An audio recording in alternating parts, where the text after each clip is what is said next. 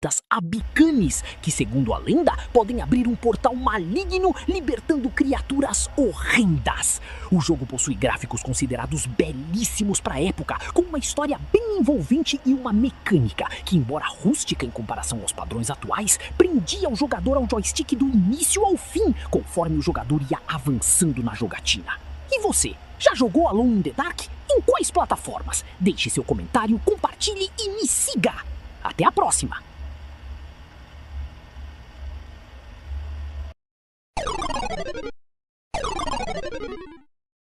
Привет всем! Как у вас дела? Сегодня я расскажу вам об игре, вышедшей в 2001 году. Сначала для PlayStation 1, Dreamcast и PC, а позже и для PlayStation 2. Я говорю об Alone in the Dark 4. Да-да, друзья!